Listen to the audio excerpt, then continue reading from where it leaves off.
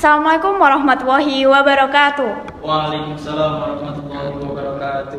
Halo Sobat Pinarak Mriki, selamat datang kembali di podcast Pinarak Mriki yang akan membahas terkait Fortasi 2024 yang dipersembahkan oleh SPR IPM SMK Muhammadiyah 1 Wonosobo. Saya Jihanna Hari Syahidah, host Anda hari ini. Di episode kali ini, kita akan membahas berbagai topik menarik seputar Fortasi atau Forum Orientasi dan Ta'aruf Siswa yang tentunya sangat relevan untuk siswa atau pelajar baru. Dan pada episode kali ini kita beruntung sekali bisa menghadirkan narasumber yang istimewa. Beliau yaitu adalah Ipmawan Arsani Aryadeni. Kebetulan sekali pada Fortasi tahun 2024 ini beliau mengambil posisi sebagai Ketua Panitia Fortasi 2024 Pimpinan Daerah Ikatan Pelajar Muhammadiyah Wonosobo yang telah banyak berperan dan merancang dan mengorganisir kegiatan Fortasi tahun ini. Mari kita sambut dengan hormat Ipmawan Arsani Aryadeni. Halo Mas. Halo. Selamat datang Ipmawan Deni, terima kasih telah meluangkan waktunya bergabung dengan kami. Mungkin yang pertama bisa disampaikan pengalaman Mas Deni sebagai ketua panitia tahun ini dan mungkin untuk problem-problem yang Mas Deni alami juga seperti apa? Oke, sebelumnya saya terima kasih banget ya sama dari SMK Mutu udah mengundang kita.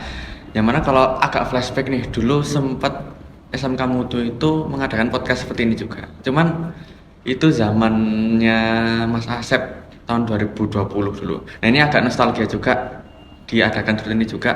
Dan menurutku ini adalah hal yang perlu dipertahanin. Soalnya kalau kita lihat media-media sekarang kan podcast itu paling laku ya. Karena kan malahan sampai kebanyakan channel itu buka podcast. Nah, itu saya ucapkan terima kasih sebelumnya dari SMK Muhammadiyah juga dari IPM-nya udah mengundang kita. Dan kalau misalkan ditanya pengalaman, kalau pengalaman pribadi dulu, saya di kepanitiaan Fortasi itu udah dari tahun 2019. Jadi kalau misalkan dibilang cukup berpengalaman ya bisa dibilang iya, tapi kalau misalkan dibilang berpengalaman banget ya enggak juga, karena itu cuma sebatas di daerah aja. Beda halnya kalau di wilayah sampai ke pusat itu kan pasti pembahasannya udah lebih luas lagi. Nah, kebetulan di tahun ini juga, ini kedua kalinya aku ya jadi ketua panitia. Karena sebelumnya di tahun 2021 itu saya itu masih bocil lah, ibaratkan mau naik kelas 11, kelas 10 itu transisi ke kelas 11 gitu. Jadi kan itu masih ya bisa dibilang kalau dari aku pribadi belum menemukan gaya kepemimpinanku dan masih bisa dibilang buruk lah kalau dulu. Tapi saat itu berhasil untuk mengemudikan Fortasi di Wonosobo. Alhamdulillah berhasil berkat bantuan teman-teman. Nah, kalau sekarang juga aku agak senang juga teman-teman ternyata lebih antusias dan lebih semangat dalam menjalankan Fortasi di tahun ini. Karena kalau kita lihat-lihat juga di tahun-tahun berikutnya, di setiap awal periode itu mesti ada banyak sekali kendala. Terutama kan Fortasi ini biasanya di awal periode. Ya. Dan di pertengahan periode juga. Kalau misalkan yang di pertengahan kan enak tuh, udah ada bekal dari sebelumnya. Ya. Nah, kita di awal periode, awal periode kan susah, apalagi terkait dana dan ya betul. Persiapan, apalagi kader-kader baru kadang yang belum pernah ikut. Belum matang ya? Belum matang. Belum terlalu matang dalam kepanitiaan sendiri gitu ya, Mas? Gitu. Makanya ini cukup challenging juga buat kita selaku panitia dari daerah, buat gimana sih caranya biar Fortasi kali ini bisa lebih baik dari tahun-tahun lalu. Karena kan setiap visi dari kepanitaan Fortasi yaitu menambal evaluasi yang di Fortasi kemarin, dan jika ada hal-hal yang bolong lagi maka mau nggak mau harus ditambal di tahun depan. Ini harapan kita bersama, karena kalau bukan dari kita ya mau siapa lagi gitu kan. Iya. Itu kalau misalkan dari awal periode sih pasti kendalanya di situ. Baik di periode sebelum-belumnya, dua periode sebelumnya, ya itu pasti kendalanya sama sih, aku rasa gitu. Lah lalu kalau untuk persiapan Fortasi dari PDIPM sendiri saat ini udah sampai di tahap apa, Mas? Alhamdulillah untuk persiapan dari PD kemarin baru banget nih, masih hangat, kita baru ngerasain TOTF. Ya, ini adalah training of trainer fortasi, yang mana seluruh fasilitator fortasi atau orang yang ngisi fortasi itu harus di training terlebih dahulu, harus dilatih terlebih dahulu, biar nantinya kan nggak takut kalau ada salah menyampaikan ke peserta didik baru dan lain-lain. Nah, ini adalah menurutku salah satu hal yang paling pokok juga di fortasi. Dan untuk persiapan lainnya, alhamdulillah kita udah sedikit lagi hampir clear lah terkait persiapan dari lobby-lobby pemateri. Terus kemarin juga kita untuk persiapan pendanaan juga lagi di ongoing kan gitu kan, lagi dicari kurang-kurangnya, dan kendala kita kan cuma dari finansial tadi, kayak misalkan dari awal periode kan seperti itu. Nah, alhamdulillah teman-teman dari kepanitiaan juga tahu kalau misalkan yang urgent di situ dan langsung dikertakan di situ. Dan aku yakin sih dari persiapan kita yang masih 60% lah bisa dibilang, walaupun agak mepet, ini bisa di 100% kan sama teman-teman semua, itu aku yakin. Terus beberapa hal yang masih kurang juga ya, kemarin kita udah lobby-lobby sama sekolah, dan ini hal yang penting juga. Kalau misalkan sekolah itu nggak kita lobby, itu kan nanti bakal bingung tuh. Ya. Nanti tiba-tiba ada daerah, dan ini pernah terjadi dulu. Miskom antara pimpinan daerah dengan sekolah-sekolah gitu. Ya, itu pernah terjadi di awal periodenya Mas Odi juga dulu. Nah, ini hal yang langsung aku bilangkan ke tim panitia gitu. Besok kalau udah fix dari tim humas, silahkan bisa terjun ke sekolah-sekolah. Itu aku sampaikan begitu. Dan alhamdulillah teman-teman humas bisa langsung ongoing, langsung sat-set, nggak pakai lama, besoknya langsung jalan. Dan seluruh Wonosobo udah terjamah. Alhamdulillah, hal yang paling urgent satu itu udah terlaksana, dan besok tinggal dari tim humas lagi memfikskan gimana sih nanti kayak misalkan jumlah kelas dan jumlah peserta didik barunya seberapa. Nah, itu artinya dari sekolah-sekolah gitu juga harus kayak konfirmasi ke pimpinan daerah juga terkait jumlah kelas yang ada gitu, Mas. Ya, itu penting juga buat kita nanti menyiapkan fasilitator biar nanti kita tepat lah, nggak ada kekurangan, nggak kelebihan untuk tim pemateri yang kita sediakan dari pimpinan daerah. Lalu kalau sebenarnya arti fortasi sendiri itu tuh apa sih, Mas? Kayak mungkin penjelasan singkatnya terkait fortasi itu apa? Ya, kalau kita flashback aja ya ke dari awal dulu di sejarah fortasi, itu kan dulu di tahun 1990 itu pertama kali pimpinan pusat IPM itu mencetuskan yang namanya fortasi.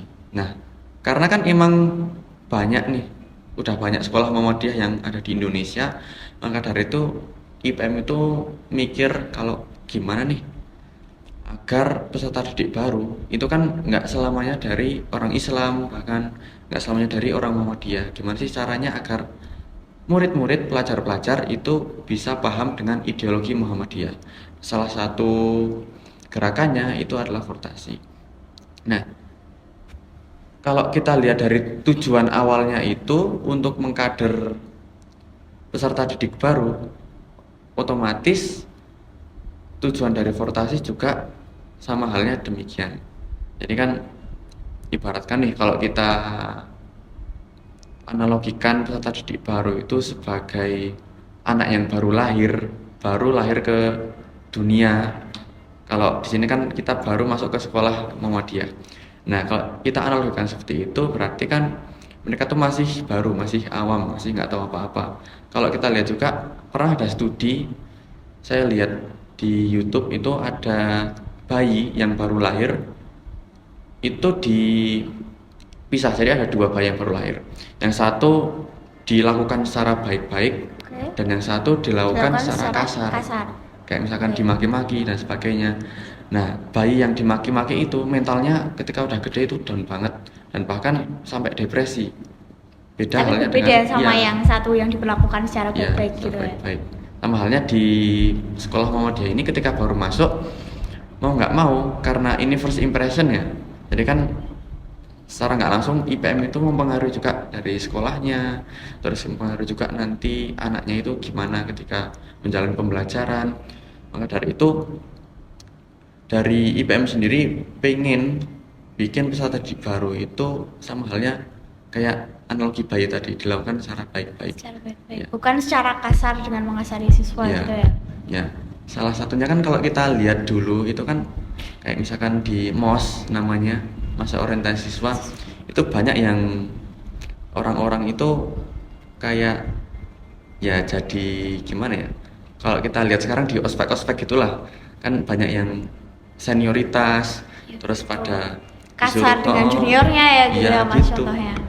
Itu hal yang nggak dipinginin sebetulnya dari Fortasi. Dulu sempat disinggung juga pas saya Fortasi kelas 7 itu. Jadi Fortasi itu udah nggak ada yang namanya kayak apa, kayak disuruh jadi badut gitu loh, nanti suruh bikin pelang nama, terus disuruh menghias diri kayak cosplay gitu. kayak cosplay yang memalukan diri sendiri, itu udah nggak ada. Nah, maka dari itu pembeda Fortasi dengan MOS itu salah satunya itu. Jadi kan kita sebagai contohnya ya, kayak teman-teman di SMK itu kan nanti kan jadi senior nih, jadi kakak kelas. Nah itu nggak ada yang namanya kita menggurui, kita jadi senior terus kita mengajari adik-adik dengan pelajaran yang nggak perlu, kayak dinakali, dikasari, tantemi dan sebagainya, itu kan nggak perlu. Nah makanya kok bisa dibilang Fortasi sebagai bentuk first impression mereka dari termasuk dari IPM kan, Dan Muhammadiyah Iya, sendiri dan sekolah itu sendiri gitu ya ya Mas. betul. Oke. Terus biasanya itu kalau Fortasi itu siswa peserta didik baru itu diberi materi apa aja Mas? Ya, jadi kalau untuk materinya itu kita ngambil 3 materi pokok yang wajib. Itu ada keislaman, terus kemuhammadiyahan, dan ke-IPM-an. Nah, ini juga hal yang pokok juga di IPM, di perkaderan IPM. 3 materi ini itu ibaratkan materi induk lah. Jadi tanpa mereka ideologi IPM dan Muhammadiyah itu nggak jalan. Itu 4 materi induknya. Terus ada yang namanya materi suplemen juga. Nah, materi suplemen ini biasanya tergantung apa ya, kayak di tahun ini problematikanya apa nih, kayak di tahun kemarin juga itu pasti materi suplemennya beda. Kayak contoh nih, ketika dulu di tahun 2020 dan tahun 2021 pada masa-masa COVID itu mau nggak mau kita dari IPM harus mencetuskan gimana sih caranya sehat di masa pandemi, gimana sih caranya berorganisasi di masa pandemi. Nah kalau sekarang kan problematiknya Sudah beda ya? Iya. Maka dari itu untuk materi suplemen harus disamakan dengan problematika yang ada di zaman itu. Kayak sekarang nih kita ngambil kayak materi apa namanya, micro influencer, terus kita adain materi juga bergaul asik ala pelajar Muhammadiyah. Nah ini hal yang urgent juga, itu adalah pengenalan mereka terkait penyimpangan seksual. Nah itu adalah hal isu-isu yang udah kebakar sekarang kan, kayak sekarang kan kita lihat juga beberapa media-media itu udah mulai menyuarakan LGBT kan. Iya, LGBT. Nah, sebagai pelajar Muhammadiyah mau nggak mau kita harus menyampaikan ke peserta didik baru biar nggak terjerumus ke ranah situ. Apalagi biasanya itu yang agak tak sayangin juga ya, di sosial media juga udah banyak yang jadiin LGBT itu sebagai candaan, Hal yang lumrah. hal yang lumrah, sampai kayak bercanda-bercanda yang ngarah-ngarah ke sana itu LGBT gitu iya ya. udah biasa. Maka dari itu kan kayak ini kan hal menyimpang nih, jadi harus kita luruskan. Nah ini nyambung juga sama materi ke micro influencer, karena kalau dilihat dari makna influencer sendiri itu adalah ya kita mempengaruhi seorang lewat media yang kita punya kan. Jadi daripada kita menemui influencer yang bisa dibilang menyuarakan itu, kita sebagai pelajar Muhammadiyah harus bisa jadi influencer, minimal jadi micro influencer aja, influencer yang kecil, bisa mempengaruhi teman-teman, terus ngajak adik-adik kita gitu kan. Ini hal yang kita sampaikan juga sampaikan ke peserta didik baru besok ini. Iya. Berarti itu artinya setiap fortasi setiap tahunnya itu akan selalu ada materi yang sama, yaitu 3 materi pokok dan ada 3 materi tambahan atau berapa Mas? Biasanya kalau dulu sih ada 3, kadang ada 4 juga, tapi kalau tahun ini kita cuma ambil 3 ya. Cuma ambil 3 gitu. Iya, ada itu tadi microinfluencer, terus bergaul asik kalau nggak salah, sama potensi dan kreativitas. Ini materi yang sering digunain juga di Fortasi, itu potensi dan kreativitas. Jadi kan kalau anak-anak puber kan masih masa-masanya mencari jati Mencari diri jati tuh. diri ya, mencari jati dia. Jadi kan seperti pas apa, ya. nyampein materi itu. Tuh, itu artinya setiap itu bisa ada materi suplemennya, itu bisa 3 ataupun bisa 4 gitu ya. Ya. Dan materi suplemen ini diambil berdasarkan kasus yang sedang terjadi, Ya. seperti itu. Gitu. Oke. Lalu untuk tadi materi udah ditanyakan juga ke Mas Denny, terus untuk manfaat adanya Fortasi bagi peserta didik baru itu sebenarnya apa sih Mas? Nah, kalau untuk peserta didik baru, alhamdulillah pastinya ya, karena namanya baru pertama masuk sekolah, masih pada seger-seger, masih pada fresh, masih excited lah. Iya. Ini sekolah baruku nih. Ternyata gedungnya bagus. Ada 3 gedung yang dari tadinya sekolahnya cuma Sekolahnya satu cuma gedung, satu gedung, 2 gedung. 2 gedung. 1 lantai, 2 lantai mungkin seperti Iya. itu juga. Lihat mungkin kalau peserta didik baru di SMK Muhammadiyah pasti melihatnya bakal sedikit shock. Wah, ini ada 3 gedung sampai 3 lantai, 4 lantai, itu kan jadi first impression buat mereka. Berarti mereka datang tuh udah wah dulu gitu, udah berekspektasi. Nah, terus karena tadi juga dibilang Fortasi itu sebagai first impression mereka kepada IPM dan Muhammadiyah, tentunya peserta didik baru itu nanti bakal pasti excited juga di awal Fortasi. Nah, kan yang namanya kalau misalkan di breakdown ya dari kepanjangan Fortasi kan forum, ta'aruf, dan orientasi siswa. Jadi kita fokus kepada siswa sebetulnya, yaitu untuk ta'aruf dan orientasi, yaitu perkenalan dan memperkenalkan diri. Jadi mereka selain apa ya, untuk memperkenalkan lingkungan sekolah, Fortasi ini untuk ajang perkenalan mereka sama teman-teman mereka. Kadang kalau misalkan kita berkaca di lapangan ya, kan ada orang itu kalau bisa dibilang istilahku itu hikikomori namanya. Hikikomori. Hikikomori. Apa Mas? Hikikomori. Hikikomori. Hikikomori. Komori. Apa itu? Hikikomori itu bisa dibilang nolep kebangetan. Jadi kan udah nolep kebangetan lagi, dan itu terjadi di masa sekarang. Iya, banyak. Nah, kan kalau misalkan orang nolep kayak gitu kan biasanya susah ya untuk bergaul. Untuk bergaul susah, lebih banyak diem menyendiri Iya. gitu ya. Punya temen itu kan kayak hal yang sulit banget Iya, gitu loh. betul. Maka dari itu kan salah satu tujuan Fortasi biar kita sebagai wadah buat memperkenalkan mereka lewat beberapa hal-hal yang kita cetuskan juga. Bahkan dari sekolah juga pasti udah menyiapkan. Kalau dari kita adakan kayak yang jelas nanti kita perkenalkan semua dengan teman satu dan teman lainnya. Terus kita adakan diskusi secara berkelompok, dan nanti kalau bisa itu setiap kelompoknya itu ganti-ganti. Jadi nanti rolling biar nanti kenal semua dan berinteraksi semua. Ya. Ini kan agak kasihan juga jujur kalau misalkan bisa dibilang orang-orang nolep itu. Dulu saya termasuk orang nolep juga. Dulu pas SMP itu saya punya temen itu cuma gara-gara disuruh interaksi pas Fortasi dulu. Bahkan sampai sekarang masih jadi teman deket. Itu indahnya Fortasi dulu pas saya SMP. Cuman qadarullah ya pas SMK itu malah Covid dulu. Fortasi saya itu sebatas lewat WA. Waduh. Dulu lewat WA. Itu gak asik banget ya Mas? Gak asik banget. Mulai awal tahun ajaran baru, Fortasi, dan dilakukan secara online. Apalagi gak kenal sama teman-teman. Pas masuk sekolah itu pas kelas 11 dulu, wah ini asing-asing semua. Ini siapa gitu kan. Hal ini yang nggak kita nggak mau kita capai di Fortasi. Jadi harus kenal semua, minimal tahu namanya lah, minimal tahu wajahnya.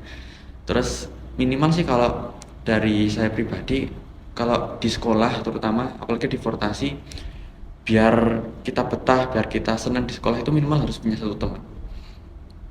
Karena kalau apa ya, di Fortasi ini teman-teman itu nggak dapat teman itu pasti bakal menjenuhkan besok-besoknya. Nah, maka dari itu kita dari daerah kita sosialisasikan juga kepada teman-teman sekolah biar gimana sih caranya mereka biar punya teman minimal satu aja. Minimal Gitu. satu teman. Ya. Oke, berarti itu artinya di acara Fortasi ini banyak banget ya yang benefit yang bisa peserta didik baru dapatkan itu. Ya, banyak banget. Bisa mungkin lebih kenal dengan kakak-kakak dari PD dan dengan teman-teman mereka sendiri. Ya, lagi pembiasaan mereka di sekolah juga pembelajaran itu kan kayak biar guru-gurunya besok ketika ngajarkan udah nggak terlalu murid-muridnya itu udah pernah diajar sebelumnya jadi nggak terlalu kayak kaget atau gimana gitu guru-gurunya. Dan bahkan di Fortasi ini juga diajarkan diskusi juga ya Mas. Diskusi kasus gitu ya. Contohnya diskusi kasus. Oke. Lalu kalau untuk peran dari panitia dan guru sendiri untuk Fortasi itu contohnya apa Mas dan seperti apa? Mulai dari panitia sekolah dulu ya. Alhamdulillah SMK Mutu udah ada kan? Alhamdulillah sudah ada, ya. Sudah kami bentuk. Nah, alhamdulillah udah ada. Jadi nanti untuk teman-teman yang dari panitia SMK itu pertama kan harus tahu dulu nih kira-kira peserta didiknya itu berapa. Terus nanti mau dibagi jadi berapa kelas. Nah, ini hal yang paling penting juga pertama. Udah kan? Ya, sudah untuk. Terus nanti juga buat teman-teman dari SMK harus menyiapkan yang namanya itu wali ruang. Sama halnya kayak wali kelas di sekolah. Nanti kan kita sebelum dari pimpinan daerah masuk, pimpinan daerah menyampaikan materi yang akan disampaikan, itu wali ruang atau teman-teman dari SMK yang bertugas di setiap ruangannya itu harus udah bahkan greetings ke mereka kayak udah disapa, terus mereka udah siap lah untuk materi yang akan disampaikan dari PD. Nah, itu hal yang agak challenging menurutku juga karena karena peserta didik baru itu kan nggak hanya dari satu sekolah, terus nanti mesti kan banyak kepribadian yang berbeda-beda. Iya, betul. Banyak sifat-sifat mereka yang sifat berbeda dan disatukan dari satu kelas. Nah, ini gimana caranya biar wali ruang itu mengkondisikan mereka biar nanti ketika materi mau disampaikan teman-teman udah siap. Nah, itu terus juga ketika dari pimpinan daerah udah masuk, udah menyampaikan materinya, itu nanti ikut membantu untuk mengkondisikan kelas. Misalkan biasanya kalau dari problem yang pernah aku alami pas ngisi anak-anak TO itu banyak yang main-main, banyak yang balang-balangan kertas gitulah, itu banyak.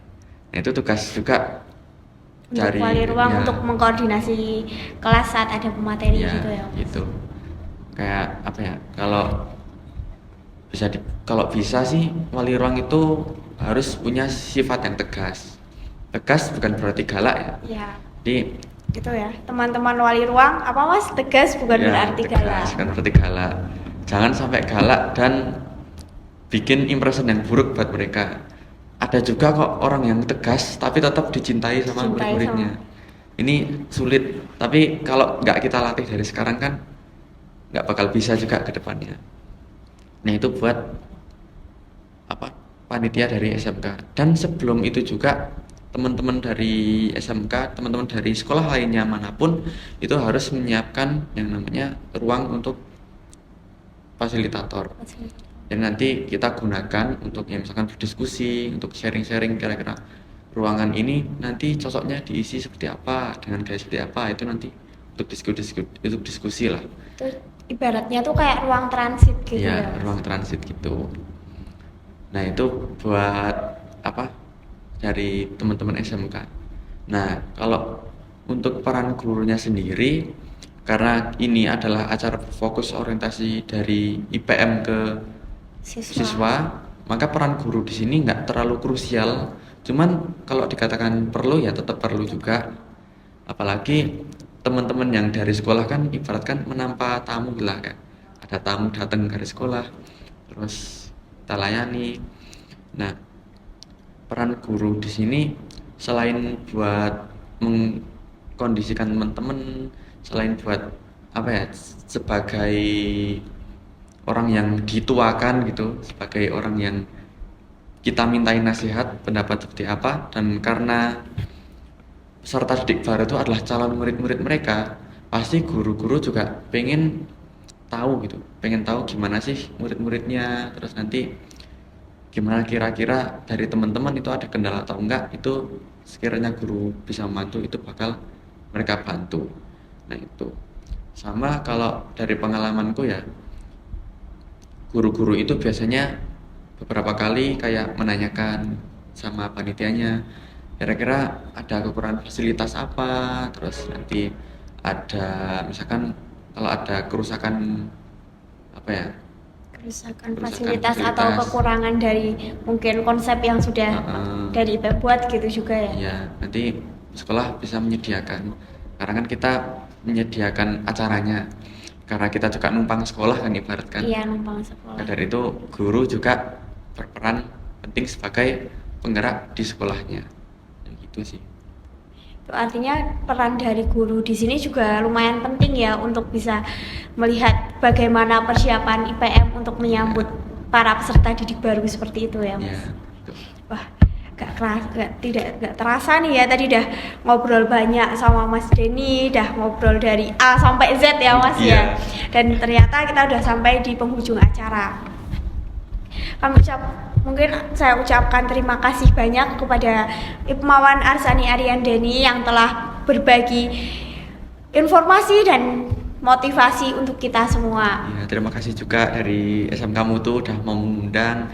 Ini agak nostalgia sedikit karena aku juga alumni sini, jadi tiba-tiba udah berubah gitu. Tadi lupa disampaikan juga bahwa Mas Denny ini merupakan alumni dari SMK Muhammadiyah 1 Wonosobo tahun berapa Mas? Tahun 2023. Tahun 2023. Seperti itu teman-teman. Semoga apa yang telah Mas Denny sampaikan tadi bisa memotivasi teman-teman semuanya. Dan jangan lupa untuk terus mengikuti episode berikutnya yang tidak kalah menarik juga nih teman-teman. Saya Ziana Hari Syahidah pamit undur diri. Wassalamualaikum warahmatullahi wabarakatuh. Waalaikumsalam.